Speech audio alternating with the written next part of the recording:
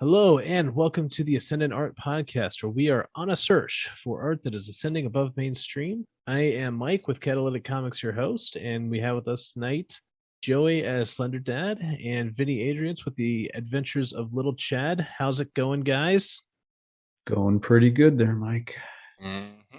Couldn't be happier if I was Jonathan Kent at a Pride March. Looks like you're leading off right our out the first gates. topic. Yeah, kind of an interesting story we'll be covering there tonight. So yeah, we're doing kind of a free play episode tonight where we're just looking around what's going on in the news of art, comics, movies, and such. And yes, this is a big one that's been making the rounds. Is apparently we have the son of Superman, Jon Kent, and his whole coming out with I forget the name of the pink-haired character. Do we know his name? Does it matter? Nope. So his name doesn't is matter doesn't at all. matter. I'm sure he was the self-insert for some stunning and brave producer, editor, writer, somebody. What I do know from the panels I've seen so far is apparently this character really likes Lois Lane's reporting and even has a poster of Lois Lane on his wall because there's nothing creepy about that. We're just hitting all sorts of modern internet things that people like, aren't we? Yeah, journalists following journalists. And I know too, of course, right, part of this is the whole, right, there were the Super Sons and people really Which was a that. great book. It was amazing. Yes. Tomasi was the writer on that, and it was Damian Wayne, Robin, and Jonathan Kent, Superboy at the time, and it was a fantastic book. Yes. Everybody, it was one of the few things that was just actually steadily growing in comic book sales. Like, it wasn't declining month to month; it was actually getting bigger. And DC, so they were producing actual value. Yeah, increasing value. I mean, it didn't start huge. So, like, in comic books, the main thing that comic shops want are people to put the book on your pull list, which is your subscribe to it, so the shop gets a guaranteed order every month for it. And a lot of people do set it and forget it. Like, Amazing Spider-Man is one of the number one collected books, but people don't even read it. They just collect it because they've been collecting it for so long. So it's rare for someone to start adding books that aren't like that into their pull list. And the fact that it was growing in readership, was, even though it was small numbers, but it was staying on the growth trajectory, means it was actually a pretty good hit. Normally, the standard for comic books in the current year is that they start really big with the number one, where it sells a lot because they have variant covers and everything else. And then it drops down and dwindles by issue 2 and issue 3. You're usually dealing with a quarter of the initial orders from issue 1. So anything that starts actually flipping that script and growing in terms of subscriber numbers means that it's actually getting grassroots, readership growth at the store level. And they changed it and canceled it because they brought in a big time hitter with Brian Michael Bendis when he left Marvel, and they gave him everything Superman to just ruin. And he ruined it so bad. It's like, okay, you're playing the card where it's like, oh, he's gay now. Oh, that person's bi. Oh, that person's gay. That person's gay. Like, they are a subsect of a subsect of a subsect of people. So you're targeting an incredibly tiny audience that generally doesn't gravitate toward comics in the first place. So yeah, you're going to have high sales on maybe those first print issues because they want to support it. But they're not going to be long-term readers because a lot of the people who buy that first one probably don't even fucking read comics. There's a right-wing version of this where you get movies like Fireproof or Courageous, where like they promote it as like, oh, like this is a conservative Christian movie, and like therefore you should get it because of this like tribal identity. But the movie's actually not any good. It seems like this is like the left-wing version of the same play. Well, what I'd say to that is, and it goes both ways with that, where when you completely sell and lean into one only demographic audience, you don't usually sell that much. Like, the books that they do this end up failing and failing repeatedly. Having been in the comic book stores for 30 years myself as a buyer and reader, the people they're appealing to just don't buy American superhero comic books in mass. They don't. And they're not going into the stores and they're not buying them now. It's never gotten them in the stores, that demographic, to buy those books. The American superhero comic book appeals to males, and it's getting older right now. It's mostly over 30 males who buy American superhero comics. The younger readership is going towards manga and young adult and things like that, but they're not picking up comic books, the superhero comic books. So this is virtue signaling, but it does sell. And there's one place where it does sell, and that's Scholastic with the librarians. Librarians across the country prop up a lot of these books by purchasing them in trade paperback form.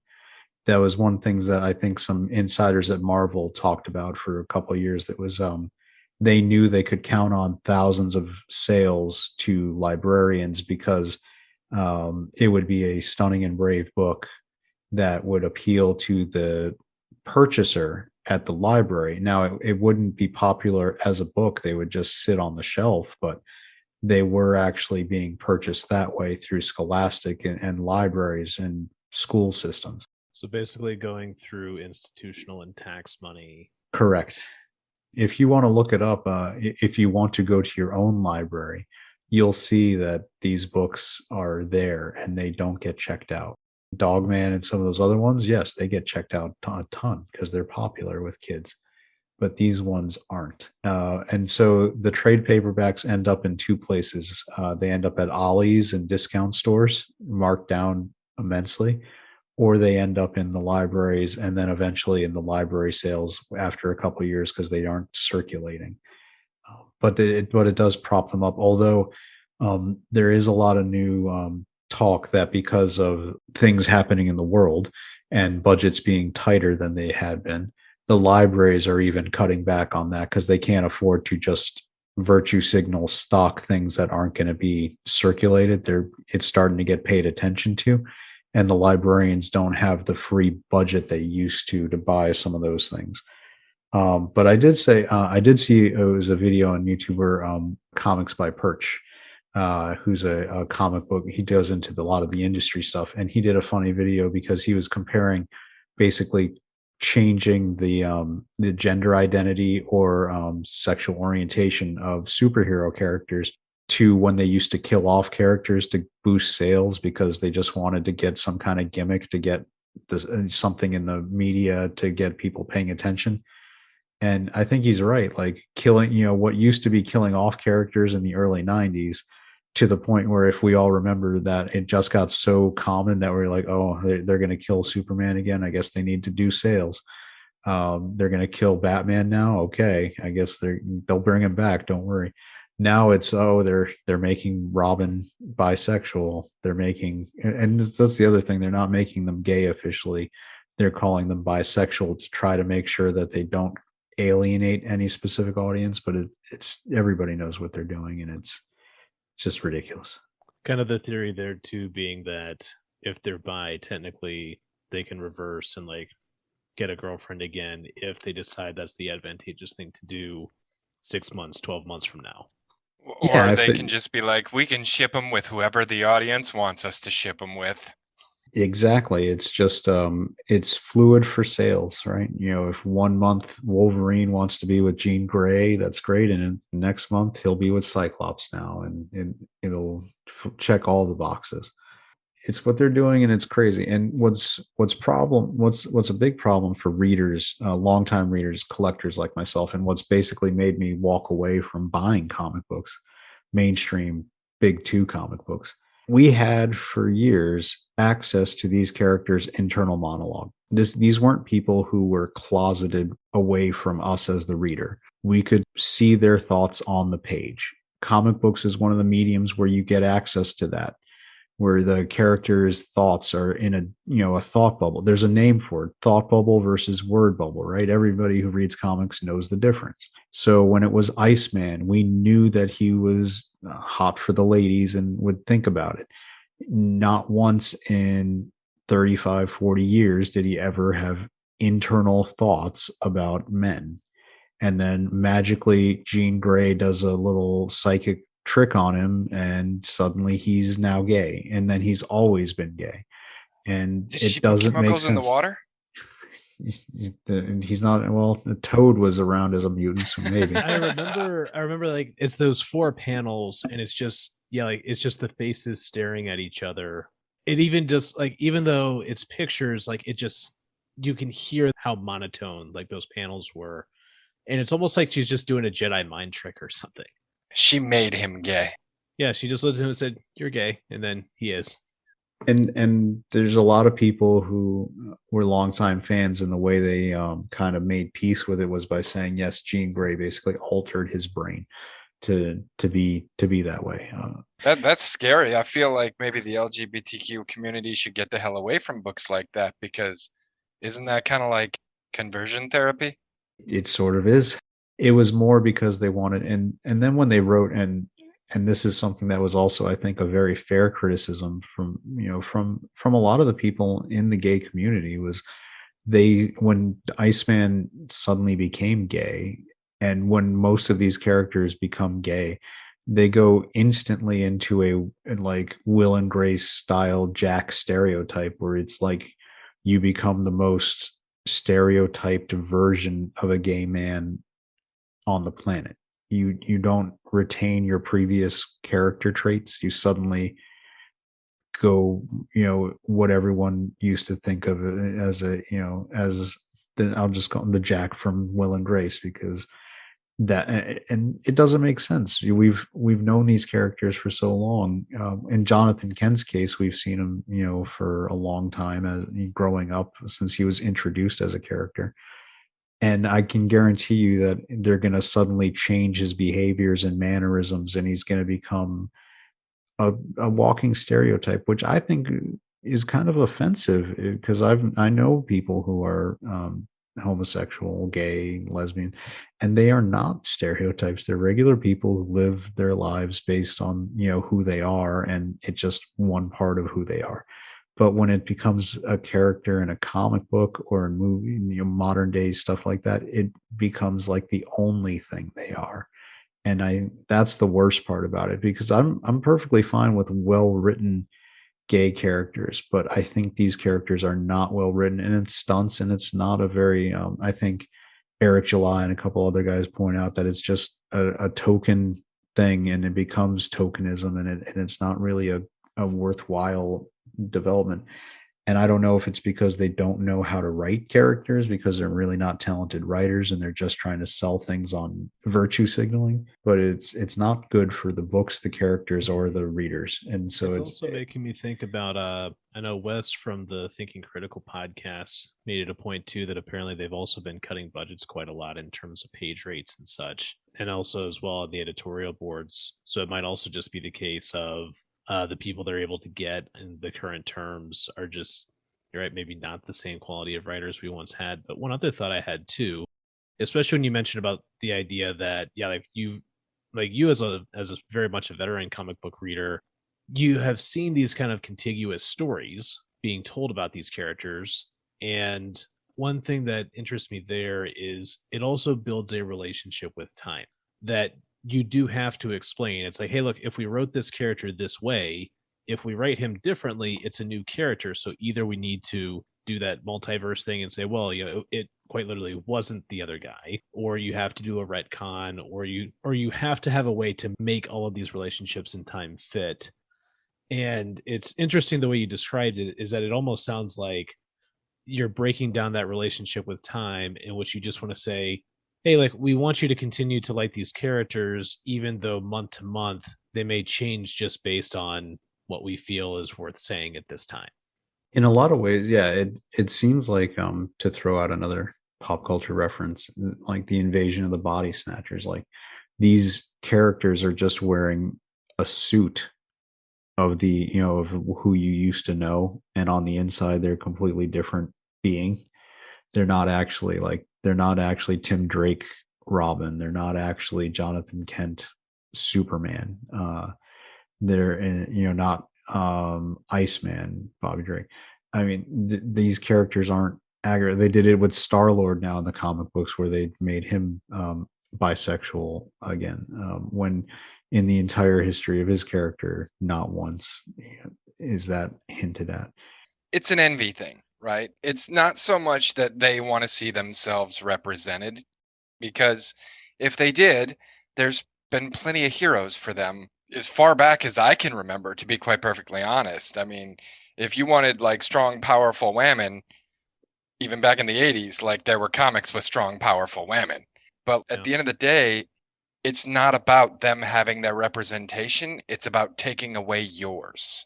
Well, there's also one other theory along with that as well. And I know for part of the earlier discussion, Vinny, you had brought this up, that there's also an interesting bit of possible licensing and character maneuvering that could be happening as well. Yeah, with Jonathan Kent, and especially maybe some other characters. So copyright law is kind of a very convoluted and interesting thing. And every few years, the Siegel estate, Siegel and Schuster, the guys who originally created Superman, file new paperwork and lawsuits to try to recover the rights to Superman. In this case, there's a lot of thought that the reasoning for making these new characters that are offshoots of the originals, in the case of Superman, Jonathan Kent Superman as opposed to Clark Kent Superman. With Spider-Man, because there's a current lawsuit being filed for termination of copyright by Steve Ditko's estate for Spider-Man. That's where the Ben Reilly Spider-Man is all of a sudden out of the blue coming back in to be Spider-Man, or Miles Morales Spider-Man.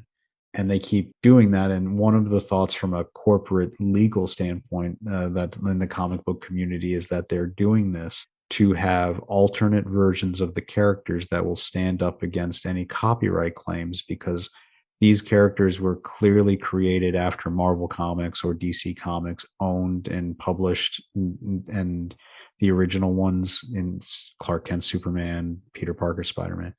And these guys would be completely separate from any copyright, reversion to the original creators.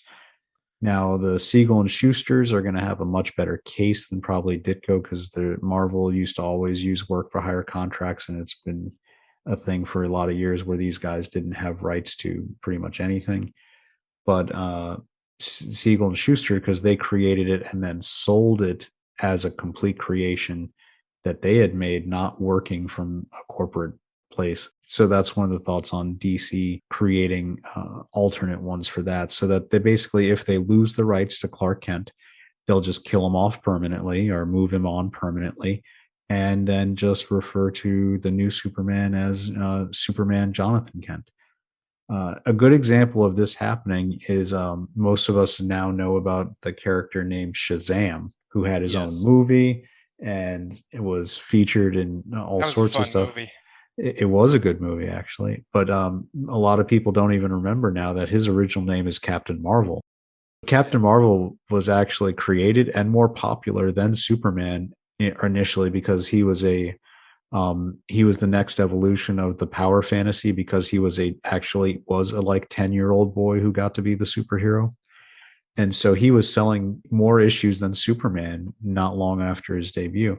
And DC Comics, and they were completely abusing the legal system to do this, were suing for copyright infringement, saying that these guys ripped off their character of Superman, and which is not in the case at all. But they, through legal paperwork and just law of fees and things, basically made it so Captain Marvel as a character was not financially tenable for a while, and it actually lost popularity because they couldn't keep up with it, and it went into basically bankruptcy, and the rights lapsed. Like, Captain Marvel was no longer trademarked.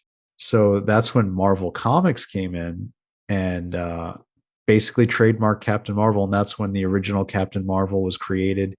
The Marvel, the Kree, soldier who now is morphed into Carol Danvers, Captain Marvel. Marvel Comics trademarked it, and so when DC Comics eventually bought the rights to Shazam as a character, when they would publish it under the name Captain Marvel, they had to pay a fee to Marvel Comics to use that name, since they owned the trademark. And eventually they got so tired of having to possibly pay Marvel Comics that they rebranded him Shazam and used that as his name. But if you go back even 10, 20 years, they were still calling him Captain Marvel back then and just paying the money to Marvel Comics. Thought so. I didn't realize that was why, but I noticed that too. I was like, I thought he used to be Captain Marvel, like he had the lightning bolt and Yep, it was the whole Marvel family, like Mary Marvel, Captain Marvel, Captain Marvel Jr. Now they're all Shazam offshoots, but like when they did the movie and they showed the Shazam family, like his older sister who became that was basically the Mary Marvel character in the comic books. Captain Marvel Jr. Was now in, the one who had the crutches in the limb.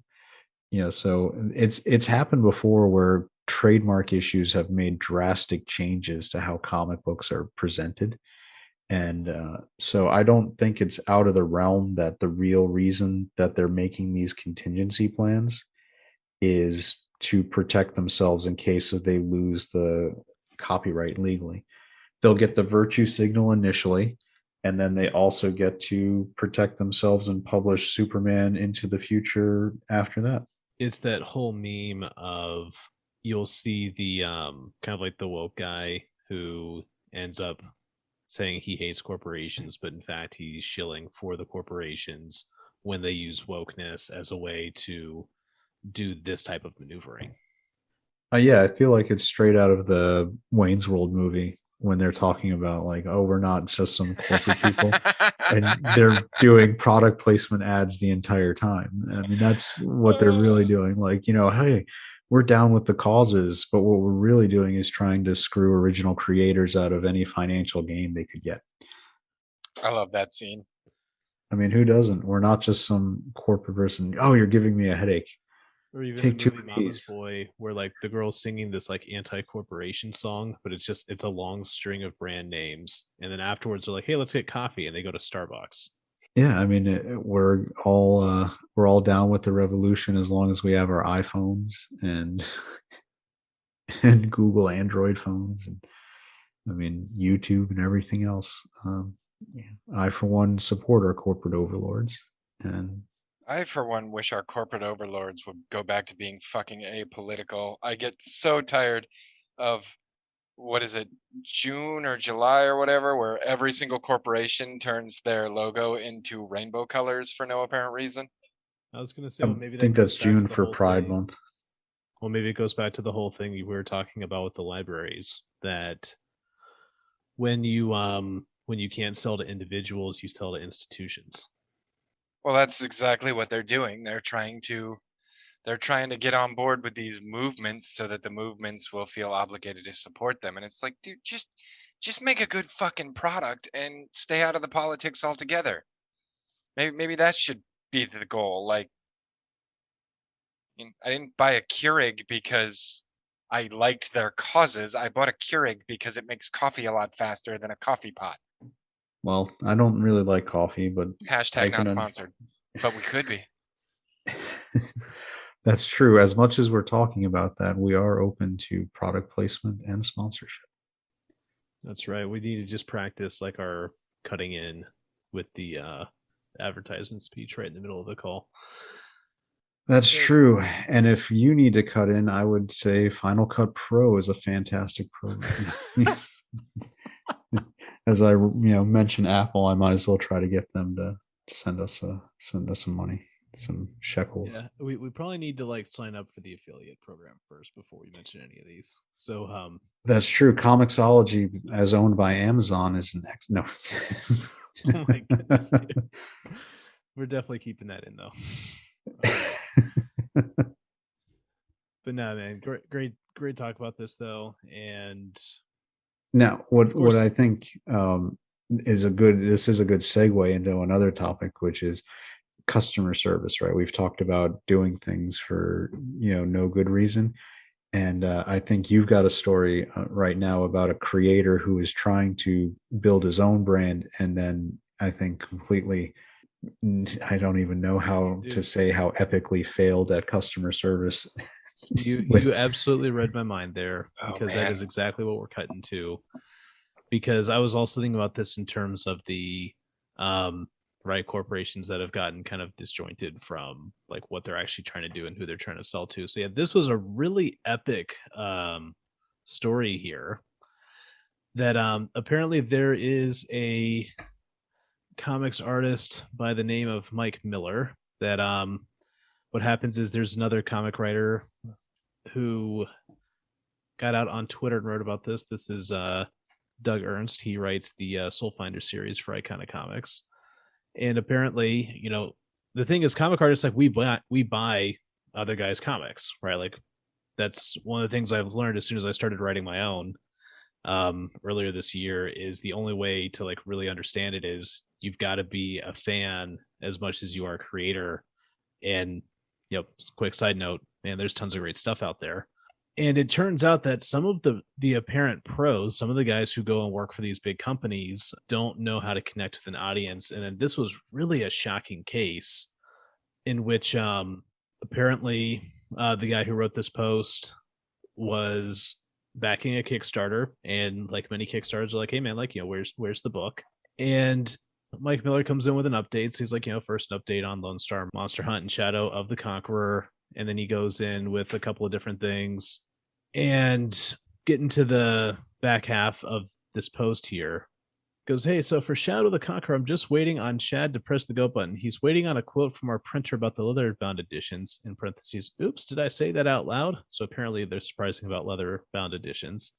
But unfortunately, our printer's assistant who was handling our project not only dropped the ball, he also died of COVID.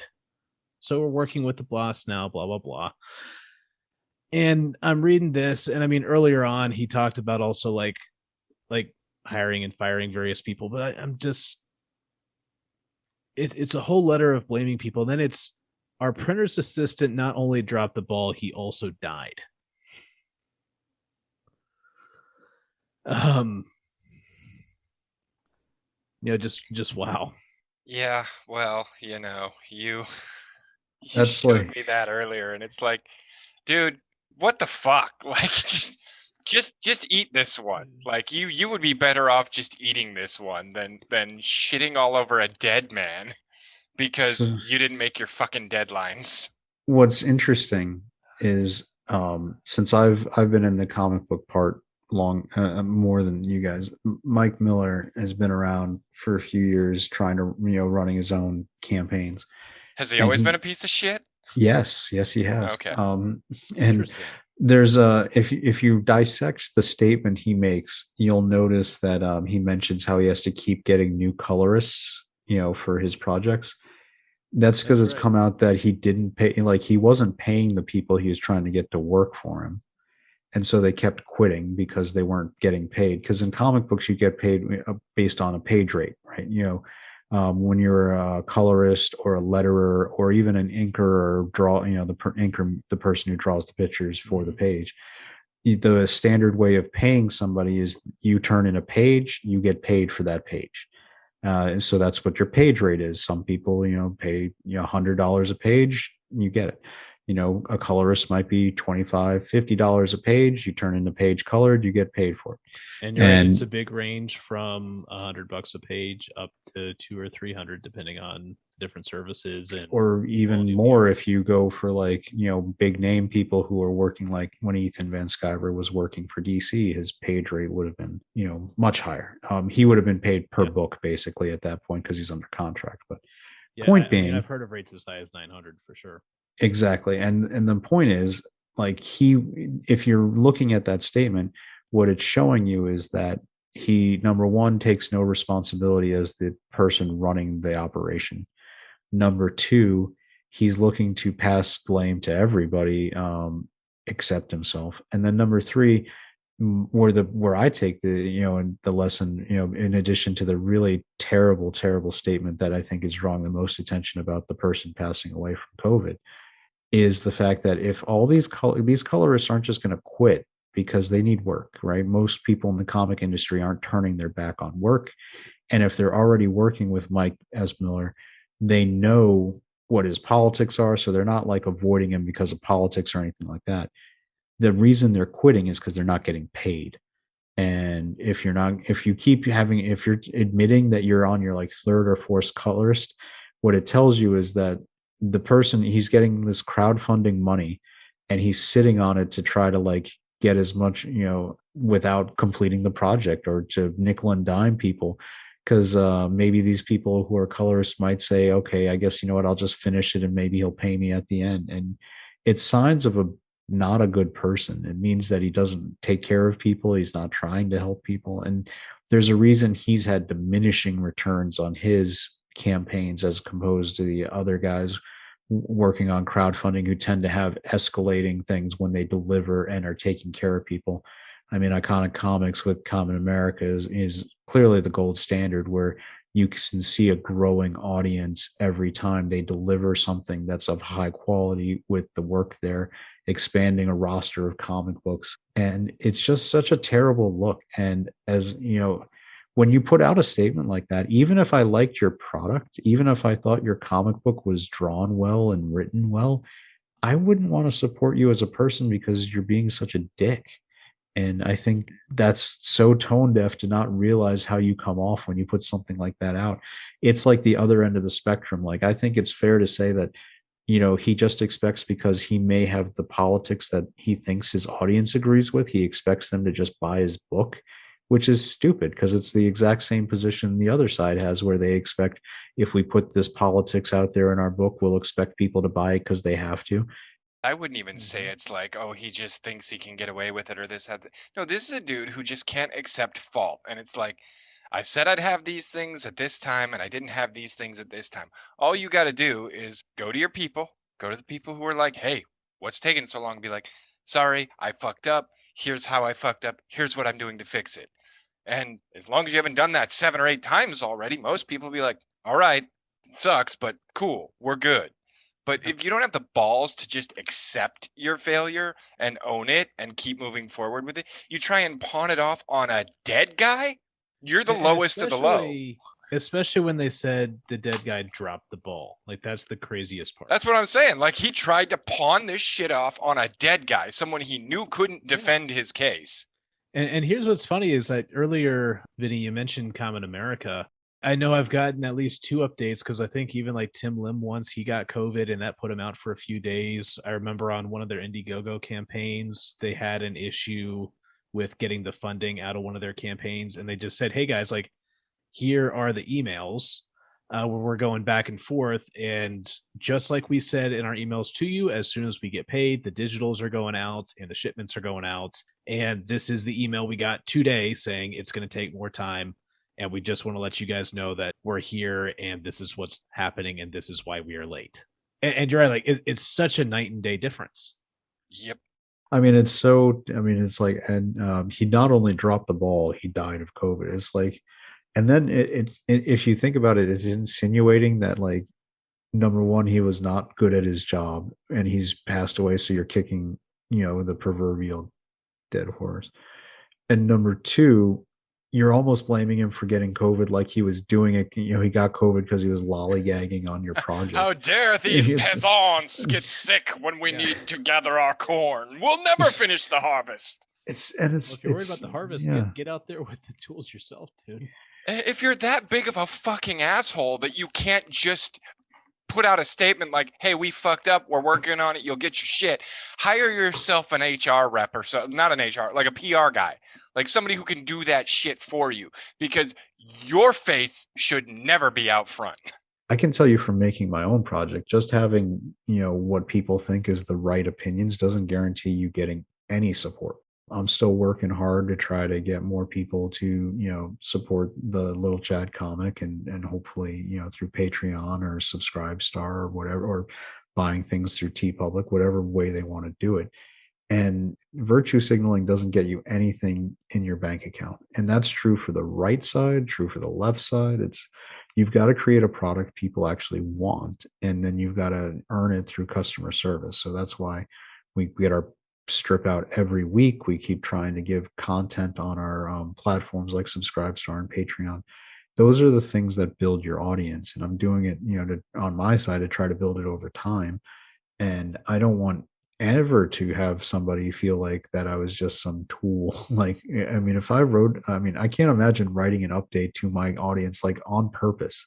He took time to write this out, to think about what he was going to say, to justify why his project was late, drafted it, probably looked at it and said, man, I really nailed this one. Everyone's going to understand why my project's late now because of that stupid guy who died. They won't blame me at all. It's all his fault. Even if it was just supposed to be a joke, what the fuck were you thinking? I'll tell you, like, because this one also like hit me in kind of a personal way because twice I've been in business situations where someone on the other end of a deal died. And one of them involved a client that it was the person who handles the invoices. And on the one hand, I didn't get paid by that client for 6 months.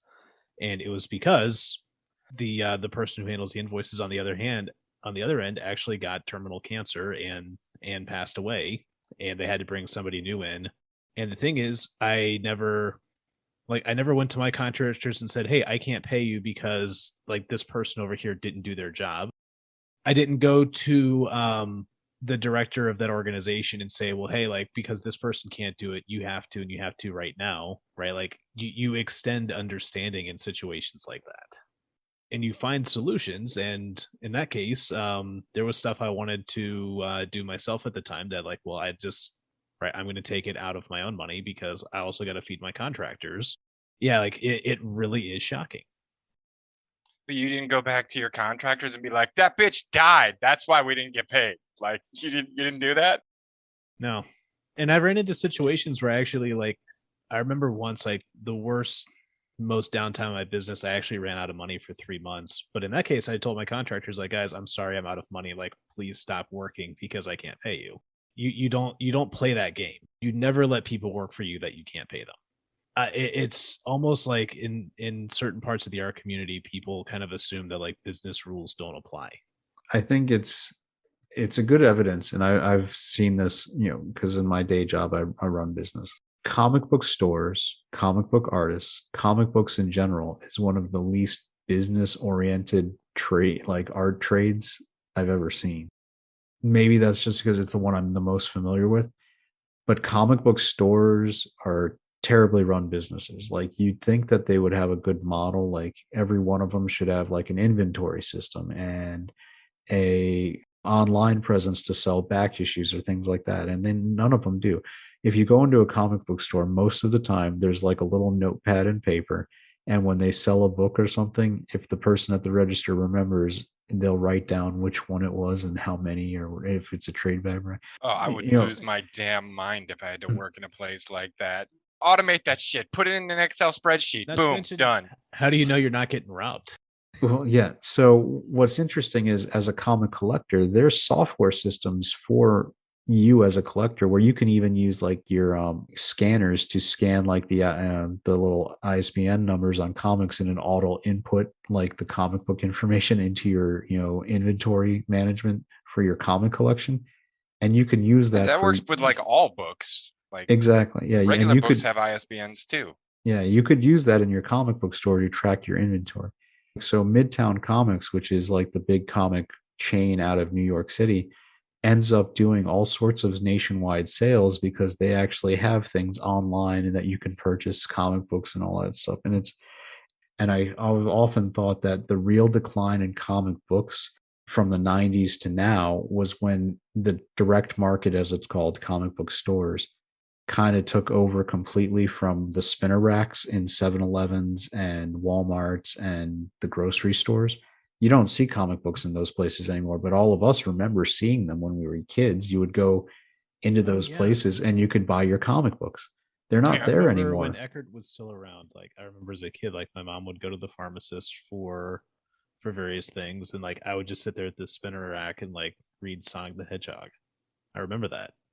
Yep. And I've always thought that when you seed the territory as a business is where you go wrong. And it was great for comic book companies in the short term because the direct market allowed them to get rid of something called returnability. When they would sell to the grocery stores, unsold product could be returned. The way they would do it is they would tear off the front cover of the book and they would send back the page, showing the ISBN, the barcode to prove that it didn't sell. If you were a kid, you may even remember of seeing this. The stores would then sell for like 10 cents or something what was left of the comic book, the torn off one, because the cover was gone and you could buy it. But the comic book companies didn't like that because they didn't want to get, having to do refunds for books that didn't sell. So then they switched to the direct market. That was something Marvel pioneered with Jim Shooter, which is to sell at a discounted rate to comic book stores directly, but in exchange for getting that discounted rate on product, they could not return it. But it was okay because comic book stores had back issues and they could sell these back issues as part of their business model. And that worked fine for a while until you found out that, oh no, you've actually cut the number of people who want to buy comic books, because the entry level point, the gateway to comic I was books gonna for say your kids. mom isn't gonna take you to the comic store, but she goes to the grocery store all the Yeah. time. Now I got my mom to take me to the comic book store after having bought comic books in the other place, because then I wanted all more comic book stuff. But it was the gateway drug, Well, I went of to comic comic books. book stores as a teenager and early 20s and whatnot for Friday Night Magic, but as a result, there were a couple comics I ended up picking up. And I mean, I don't really do comics anymore, but like, I would not have picked those up if I hadn't had a reason to be there. And to be quite perfectly honest, like, I wouldn't let my kids go into a comic store unless I was with them, because I would agree. And I've you been get some going creepy into people in comic stores. sometimes, and sometimes you get really awesome people. I've had great There's some of the experience too. awesomest people in the world, but like, you get some of those people who are kind of on the edges of the cultures, and some of them are like, I don't like that guy, I don't trust that guy, I don't want that guy anywhere near my daughter. Yeah, but the point I'm trying to get to is that, and Mike Miller is a good example of this, is you're in a business. You can't lose sight of the fact that you only get to create your project for as much as people want to support you doing it. And when you do things that expose how much of a tool you are to the world, you're going to turn off a segment of your audience, and maybe you'll keep enough to, make money, but you're going to have to work extra hard and you're going to have to try to make up for it. And why would you do that to yourself? How arrogant of a person are you to think that that's just okay? And I think it's a sign of how we're disconnecting our creativity from the business side of it, which I know it's hard to, there's a lot of people who are like, I don't want my business involved in my, art, but commercial art, I loved comic books and they were commercial. Like there was How to Make Comics the Marvel Way. There was, all I sorts of have good that book. stuff. Yeah, I think every good creator should, because it was Mhm. know your audience, give your audience what they would want, and then if you're, doing a really good job with that, you can push boundaries and try and, to within that spectrum try to push things to new levels of creativity. In a lot of ways, I think it's a good example of like how when people making movies at mid-range budgets are actually more creative and do better jobs than people who have really big budgets. And there's no love of the craft anymore. Like, it used to be like, this person loved the craft and that love comes into the product.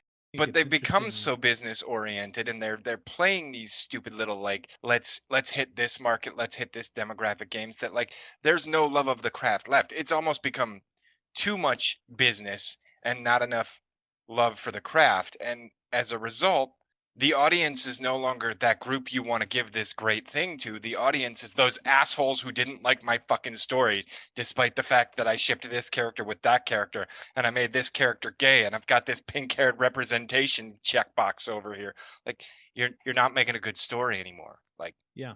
And that's the problem. this leads to another interesting point too, because I think it's a change also in how probably in how the talent is getting hired, as well as like the relationship that the big companies have with a lot of the indie creators. Because what's interesting is, I mean, the more I get into the indie community, the more I'm really impressed at all the creativity that is out there.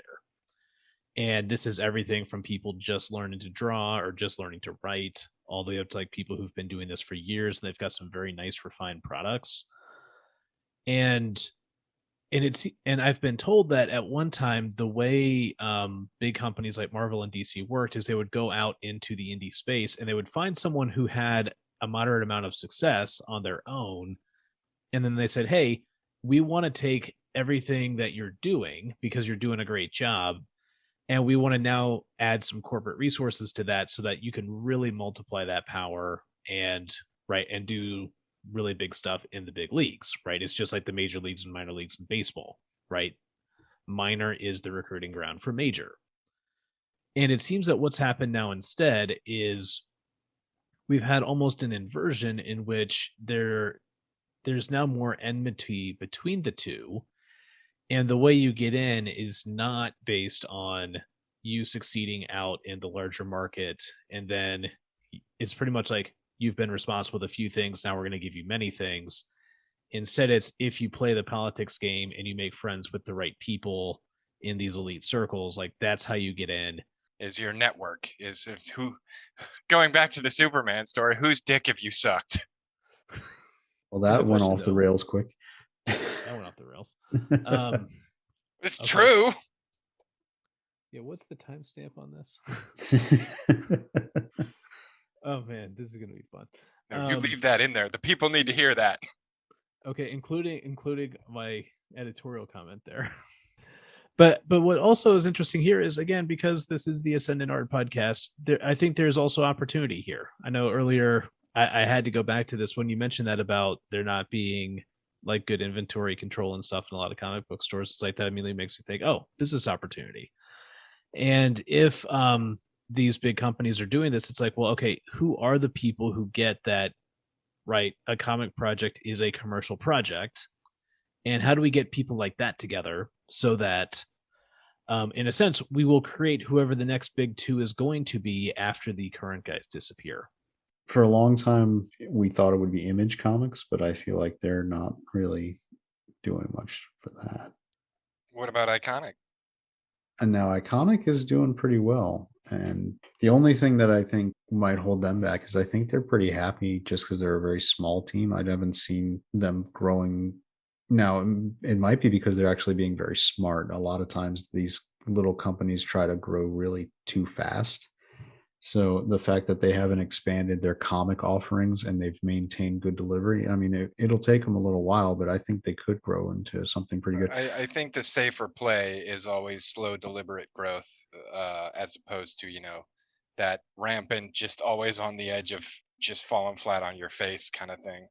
I mean, a good example of what had been that was IDW. IDW had done really good job of growing slow and steady for years, and then they tried to go into like Netflix deals and all this other stuff, and they got way into licensing. They were like Hasbro's official comic publisher, and they started pushing licensed content more than their own IP, and it didn't work because they didn't get the right people on those books, and they kind of sucked. A good example.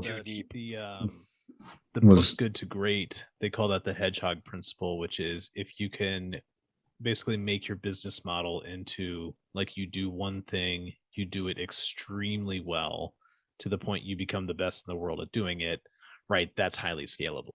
And the thing is also that thing you do very well has to be put together in such a way that it's not dependent on specific people doing it. Because right, when we mentioned that about Iconic, it's like, right now that you have guys like Tim Lim and Mark Pellegrini, who they make a really great team. But the question is, if you took one of them off the team, could they put somebody else on the team and still come up with the same products? Because that is a company culture thing, which you're right, like that part is very hard to do. Well, and how much of this is the people at the top, like the producers and executives and corporate people who are like sending these edicts down to the masses, to their giant cubicle laden field of artists and inkers and storyboarders and everything else, and going, it's got to have this, it's got to have this, we want Superman to suck somebody's dick at some point, it's got to have this, it's got to have this, we definitely need to talk about climate change. Can Superman get vaccinated? Do needles go into it? Because if anything, he should probably go get the vaccine. That really, like how much of the writing is being done by people who have no fucking idea what a story makes? Being a fan is important. I mean, that's one of the reasons Kevin Feige had been so successful with Marvel during its initial run, he was actually a comic book fan. And so when he made changes to the storylines for the comic movies, they were different than what the original comic book versions were, but they were still being very true to the character. One thing that Feige got really well was Captain America. He didn't make Captain America something different. He had Captain America and Steve Rogers be exactly who I had always been in the comic books in his best moments. And so the drama that came from that was the fact that he was a good man and the best guy around. And the drama is, how does a person who doesn't compromise on his values deal with the world that compromises all the time? How, like somebody who's never wants to do the wrong thing and always does the right thing. What happens if your thought on what the right thing is conflicts with your friend's thought on what the right thing is? That's drama. That's a good story. That's why Captain America Winter Soldier and Captain America Civil War are great movies. And Yeah. even the first Captain America, like, they get the part where, Steve Rogers was picked. He was chosen to be a superhero. It's one of the rare origin stories where that ever happens. Most people are superheroes by accident. They're Right, right. But superheroes getting to by the thinking. question though, how much of this is getting shoehorned in, do you think, by people who aren't even involved in the storytelling process? Well, I mean, I think you can see that, and there's agendas. Like now, I heard somebody was talking about this in a podcast I was listening to earlier. I mean, if you listen to the actors and producers and directors now when they do interviews, they'll talk about their movies or characters as platforms, not as content or stories or a good story to tell or a great movie or entertainment. It is a platform from which they can spread their message. In other words, a A resource they can consume for that purpose. Yes, they're choosing to be pod people.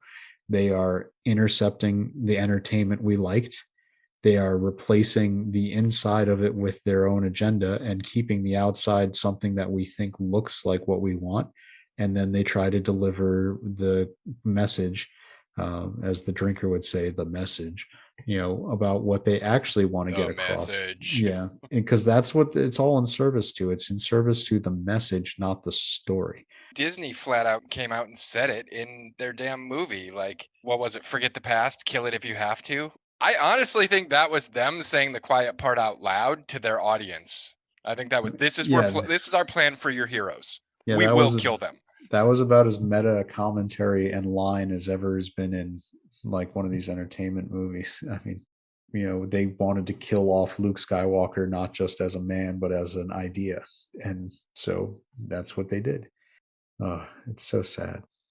It's a good thing we can make our own content now. I was gonna say, to go off that, Joey, because this is the upcoming one of the opening lines of the Petro Patriot comic, that the villain is looking to remake the world that is predictable, assignable, and safe.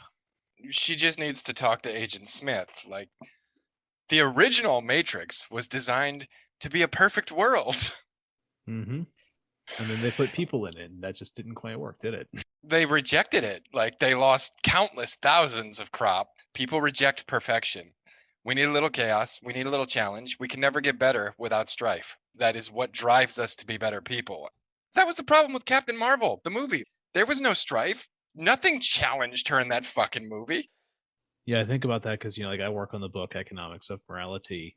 Like, this is one of the kind of things I came to when you mentioned that about struggle, strife, and dynamic characters like this. That if people do not have choices, what's the difference between a living and a dead person, right? Living people make choices and act.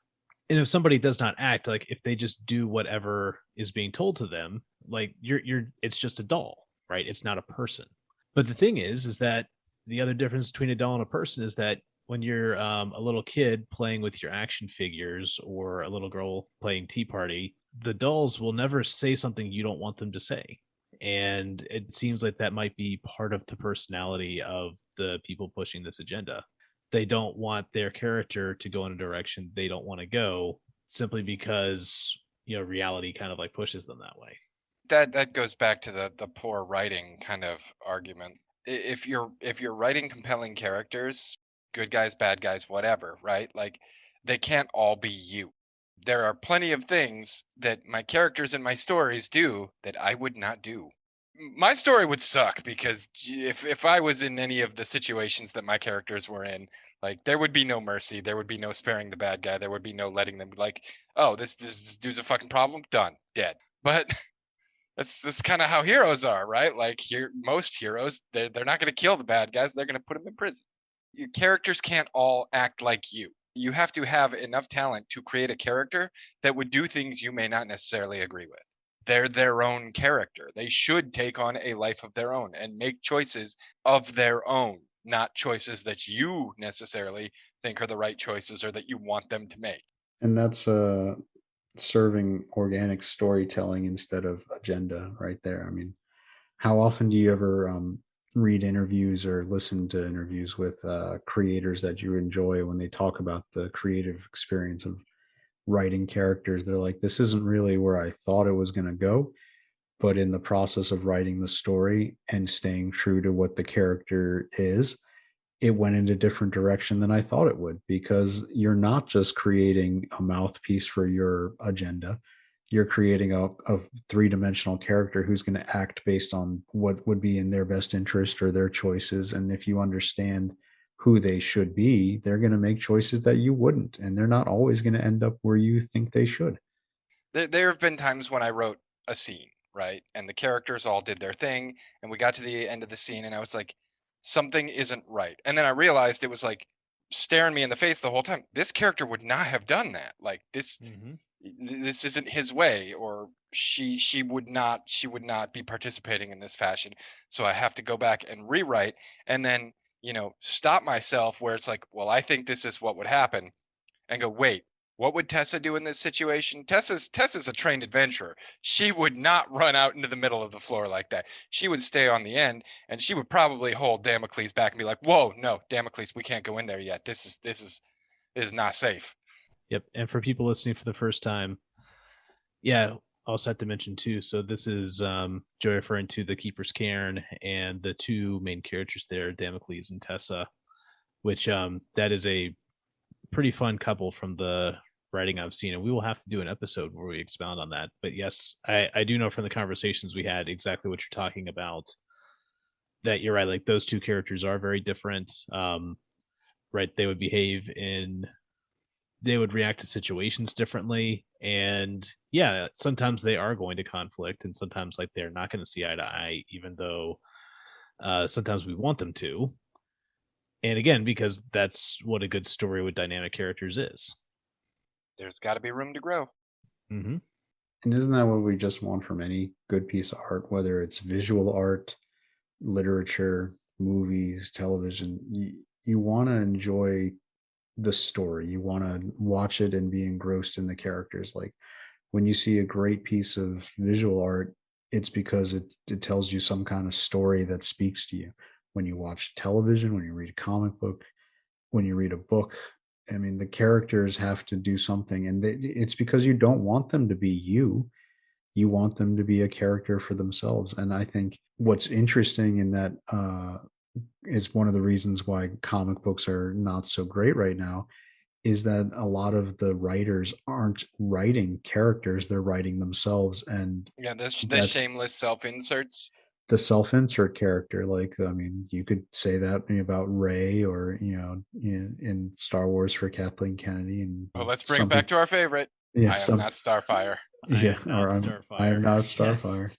Yeah, with Mariko Tamagi. That's like, I mean, come on, that was like one of the clearest self-inserts of all time, and it's not interesting. And that's the thing, that product is for you.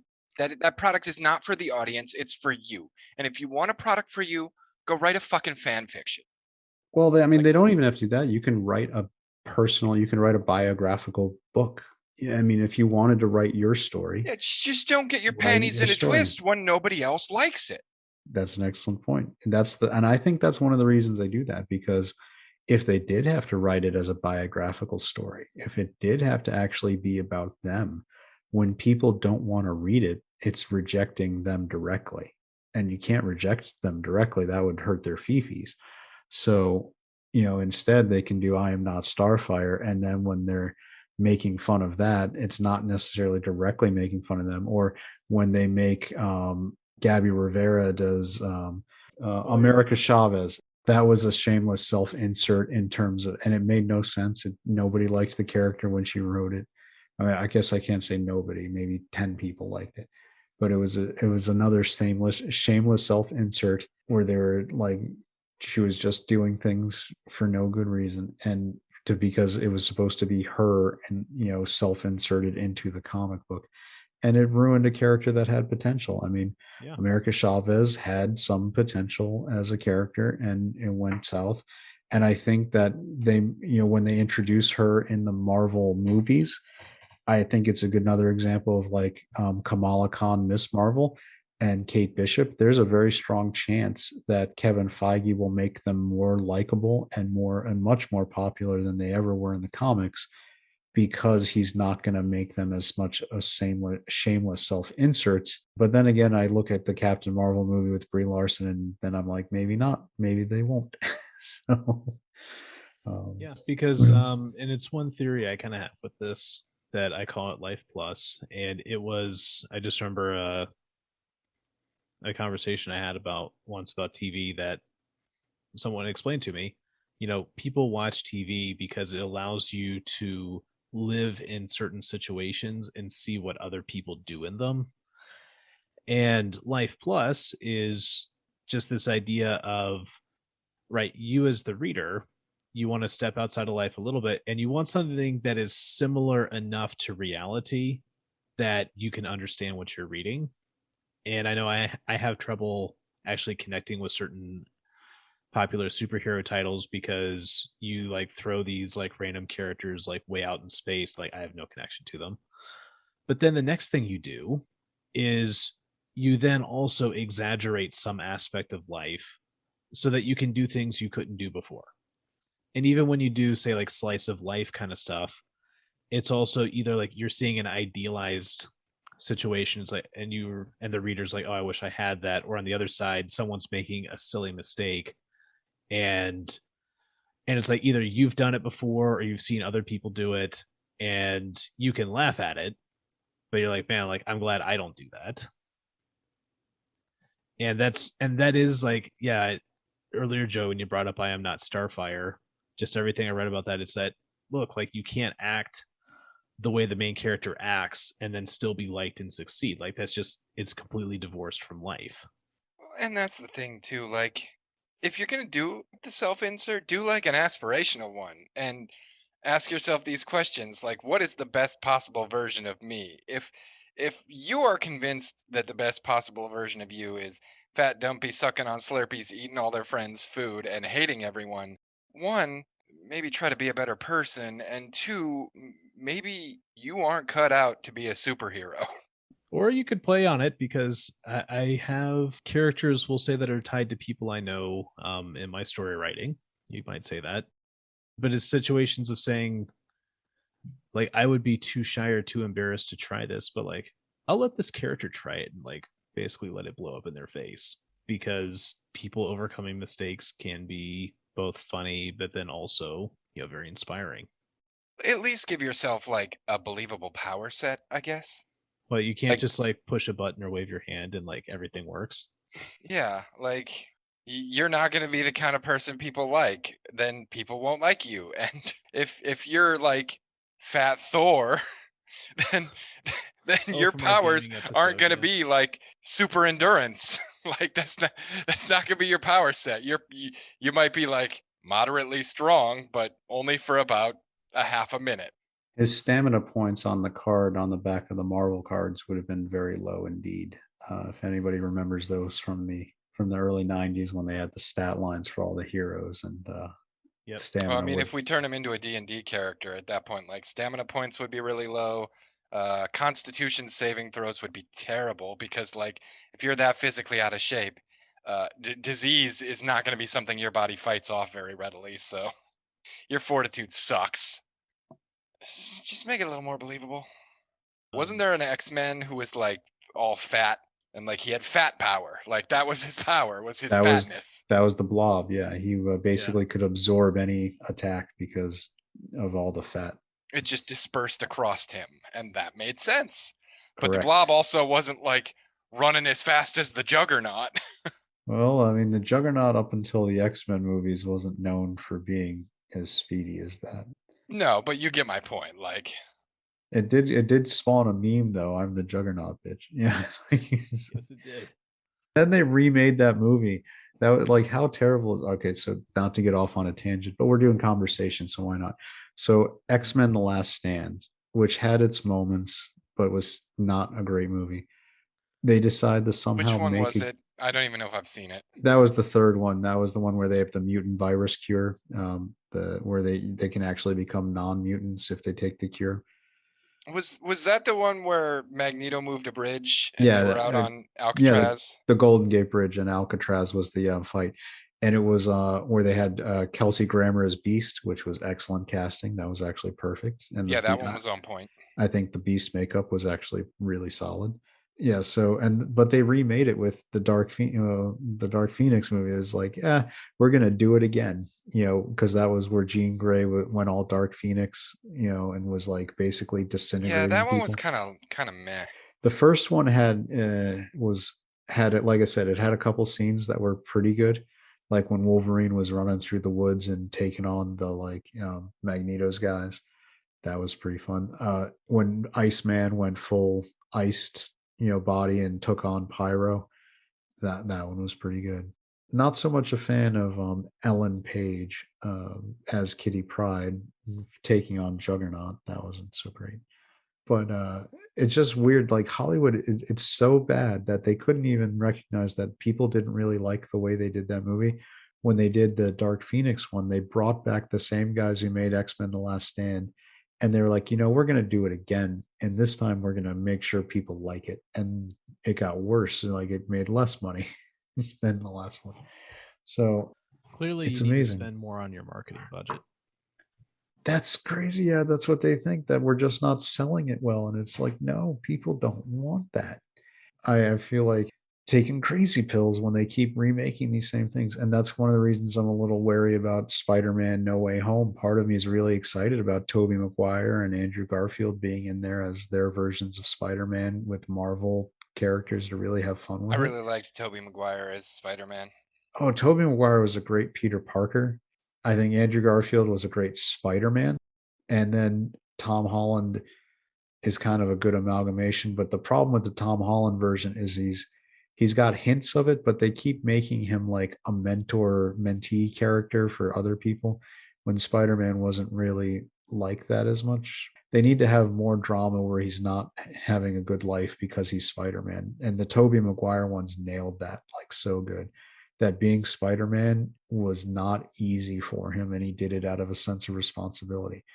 What the Tobey Maguire ones didn't do as well, but the Andrew Garfield movies did, was that when he is Spider-Man, he has a good time being Spider-Man. He enjoys like making jokes. It's his like tension relief from the stress of his life.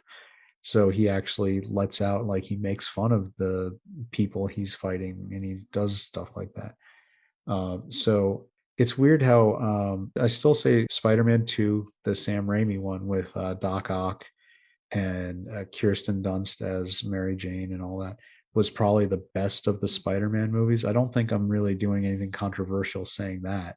It's better than the first one, even though the first one is great. But the Power Rangers Green Goblin is a little bit off for me. So I really liked the Doc Ock a lot better. And Sam Raimi really got to be Sam Raimi when he did like that operating room scene with the arms coming to life and grabbing things and taking out the doctors. It's straight out of Evil Dead. It's fantastic. Yeah, that was pretty cool. But that's part of like, it was an artist who really loves Spider-Man in terms of Sam Raimi, but he still brought his own voice to it, and it was a great combination. And that's why Spider-Man 2 worked really well. And then Spider-Man 3 didn't work so well because that was Sam Raimi wanted to just do Sandman really as the villain of that and complete that story with Uncle Ben and all that. And the studio made him add in Venom because they wanted to get Venom out there, as they now And have his own it was franchise. a terrible Venom too. Yeah, Topher Grace was a terrible Eddie Brock, and they went skinny Venom too, which made no sense. skinny. He looked like they used the Carnage character design and just made it the Venom look. And the James Franco like Harry Osborn Green Goblin was a real not good execution either. So they still could have kept going with it. Amazing, not amazing, but Spider-Man 3 made money. It made good money. It just wasn't critically acclaimed, and it was a little meh for the audience. But it wasn't so bad that they couldn't have recovered with the next movie if they had wanted to.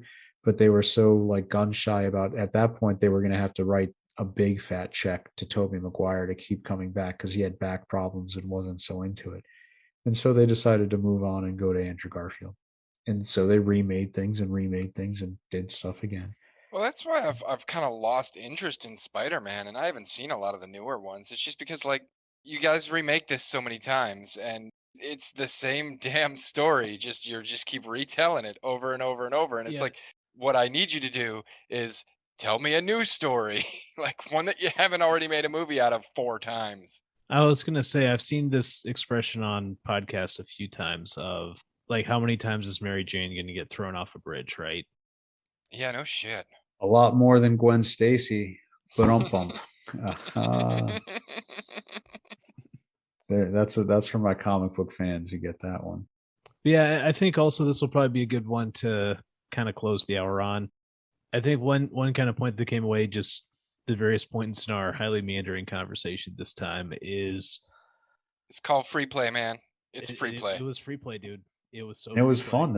I like this. It's always. I mean, we had a couple fun things to hit on. Not necessarily fun for Mike S. Miller, but a couple good shooting off points. But I don't ever mind talking about why Spider-Man 2 is the best Spider-Man. Mike S. Miller. And I mean, one of the points that I kind of came away from this, because we've talked about a lot of different titles, a lot of different creators, and what it comes down to is you're not just getting a degree, you're not just winning the approval of some corporate board, right? You are building a connection with an audience that will then want to turn around and hold you up with their time, money, blood, sweat, and tears, right? It's the people who will go back and watch it multiple times. It's the people who, in business, we call them the early evangelists. These are the people who quite literally go out and evangelize your title to say, guys, you got to go check this out. Well, it's the people who are as invested in your story as you are. Exactly. And it's building those connections and understanding like that's what you're trying to do. That's where the Ascendant art is. And it's kind of fun. Like we're going to continue, I think, discovering different titles, different creators, even like we're talking about with Iconic Comics, right? Different even publishing houses that do understand this, and they are going to be the Ascendant art.